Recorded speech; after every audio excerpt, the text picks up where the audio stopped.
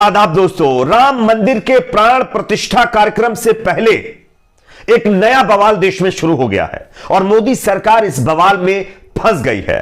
दरअसल साधु संतों ने बीजेपी के इस प्राण प्रतिष्ठा कार्यक्रम को लेकर के सवाल खड़े किए हैं। साधुओं ने इसमें जाने से इनकार कर दिया है। साधुओं ने साफ कहा है कि बीजेपी ने इस प्राण प्रतिष्ठा कार्यक्रम को अपना चुनावी कैंपेन बनाकर रख दिया है।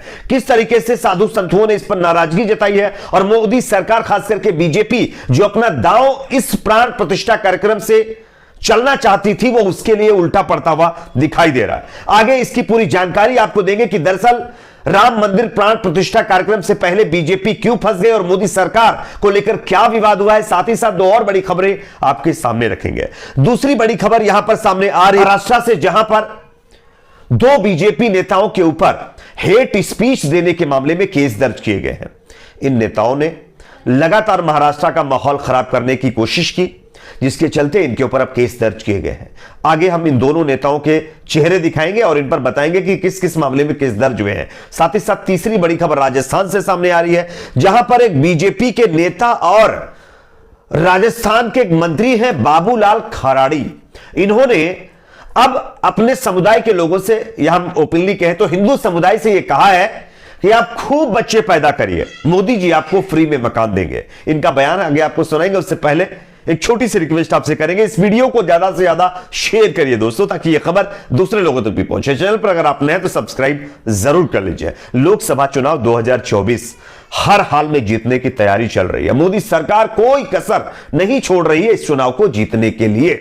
वो चाहे धर्म का मुद्दा हो, चाहे राम मंदिर का मुद्दा हो, चाहे कोई और, हर दांव अपना ले रही है। ये लगातार लोग आरोप लगा रहे। लेकिन इसी बीच बीजेपी ने जिस तरीके से राम मंदिर के प्राण प्रतिष्ठा कार्यक्रम को अपना चुनावी कैंपेन बना रखा है, इस पर साधु संतों ने नाराजगी जताते हुए मोदी सरकार के इस दांव को पूरी तरीके से पलट दिया है। किस तरीके से, स्क्रीन के ऊपर यह खबर आप लोग देख सकते हैं। राम मंदिर के प्राण प्रतिष्ठा में नहीं जाएंगे चारों शंकराचार्य, बोले हिंदू समाज को मूर्ख बनाने और लोकसभा चुनाव से पहले प्रोपेगेंडा खड़ा करने के लिए यह बीजेपी द्वारा आयोजित कार्यक्रम है और ये सब कुछ बीजेपी चुनाव जीतने के लिए कर रही है। अफसोस तो इस बात का होता है कि साधु संतों को यह बात पता चल गई है कि बीजेपी राम मंदिर के सहारे चुनाव जीतना चाहती है, धर्म के आड़ में चुनाव जीतने की कोशिश कर रही है, लेकिन चुनाव आयोग को यह तमाम चीजें नहीं दिख रही है।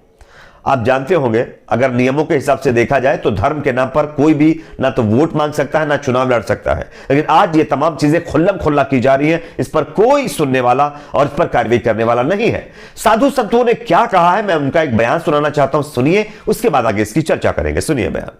कि रामानंद जो संप्रदाय है उसका अगर ये मंदिर है तो चंपत राय वहां पर क्यों है, वहां पर और दूसरे लोग क्यों हैं? फिर ये लोग हटें और हट करके रामानंद संप्रदाय को सौंपें, प्रतिष्ठा के पहले सौंप दें। रामानंद संप्रदाय के लोग ही वहां प्रतिष्ठा करेंगे, हमें मंजूर है। हम एंटी मोदी नहीं है, लेकिन हम एंटी धर्मशास्त्र भी नहीं होना चाहते।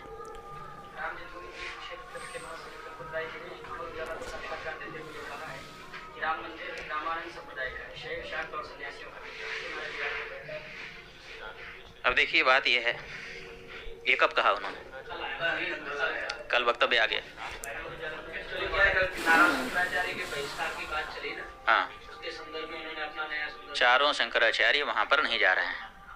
कारण क्या है, क्यों नहीं जा रहे हैं? किसी राग द्वेष के कारण नहीं, बल्कि शंकराचार्यों का ये दायित्व है कि वो शास्त्र विधि का पालन करें और करवाएं। अब वहां पर शास्त्र विधि की उपेक्षा हो रही है। सबसे पहली उपेक्षा क्या है कि मंदिर अभी पूरा बना नहीं और प्रतिष्ठा की जा रही है। कोई ऐसी परिस्थिति नहीं है कि अपने को अचानक कर देना पड़े। देखो, किसी समय 22 दिसंबर की रात को वहाँ पर मूर्तियाँ रख दी गई थी।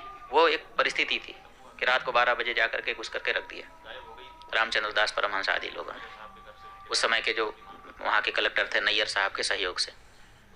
और उसके बाद 1992 में ढांचा ढाया गया। उस समय कोई मुहूर्त थोड़े देखा जा रहा था। उस समय जैसी परिस्थिति थी उसी में आनन फानन में तंबू तान करके भगवान की मूर्ति गायब हो गई थी। उसको फिर उनके राजा साहब के घर से उनके दादी जी की मूर्ति मांग करके उसको ला करके रख दिया गया। उसकी पूजा होती रही। किसी ने प्रश्न उठाया? किसी शंकराचार्य ने नहीं प्रश्न उठाया कि भाई ये क्यों किया जा रहा है, मुहूर्त नहीं है, क्योंकि उस समय परिस्थिति थी। लेकिन आज ऐसी कोई परिस्थिति नहीं है कि हमको जरूरी हो गया कि आज 22 तारीख को ही कर दें। आज तो हमारे पास पूरा मौका है, हम अच्छे से बना करके प्रतिष्ठा कर सकते हैं। लेकिन फिर भी अधूरे मंदिर में प्रतिष्ठा कर दी जा रही है, तो ये हम कैसे स्वीकार कर लें? तो जैसा कि दोस्तों आप लोगों ने ये वीडियो देख लिया है, इसमें एक शंकराचार्य हैं, उन्होंने क्या कहा है ये आप सब सुन सकते हैं। अब सवाल ये खड़ा होता है, जब मंदिर अभी अधूरा है, पूरी तरीके से बना ही नहीं है, तब एक कार्यक्रम करके लोकसभा चुनाव से पहले जनता का वोट बटोरने की कोशिश करना क्या आपको उचित लगता है? ये मैं नहीं कह रहा हूं, देश की जनता कह रही है, शंकराचार्य कह रहे हैं, तमाम लोग इस पर सवाल खड़े कर रहे हैं, लेकिन चुनाव आयोग को ये तमाम चीजें नहीं नजर आ रही है। लगातार अपने आप में एक बहुत अफसोस की बात है। खैर, यहां पर एक और खबर दावायर की मैं आप लोगों को दिखा रहा हूं, आप देख सकते हैं। राम मंदिर के राजनीतिकरण के खिलाफ संत, यानी साधु संत इस राजनीतिकरण के खिलाफ है।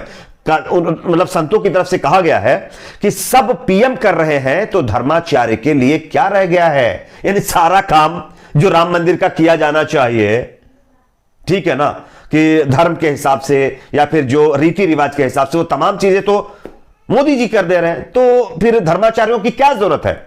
इसके चलते राम मंदिर के राजनीतिकरण का मुद्दा उठाते हुए साधु संतों ने भी इसका विरोध किया है। एक और खबर मैं आपके सामने रखना चाहता हूं, जो कि सामने आ रही है दोस्तों महाराष्ट्र से, जहां पर बीजेपी के 2 नेताओं के ऊपर हेट स्पीच देने के मामले में केस दर्ज किया गया है। स्क्रीन के ऊपर खबर है, मैं आपको दिखा रहा हूं। हेट स्पीच देने के आरोप में बीजेपी विधायक नीतीश राणे और टी राजा सिंह के खिलाफ दर्ज हुई एफआईआर।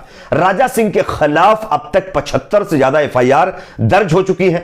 अफसोस इस बात का होता है कि 75 एफआईआर दर्ज होने के बावजूद भी राजा सिंह जैसे लोग आज जेल से बाहर मनमाने ढंग से हेट स्पीच जाकर के अलग अलग राज्यों में दे रहे हैं। इनके ऊपर कोई कार्रवाई नहीं हो रही है। हां, जहां पर बीजेपी की सरकार नहीं होती वहां थोड़ी बहुत कार्रवाई हो जाती है, उसके बाद फिर इनको बाहर कर दिया जाता है।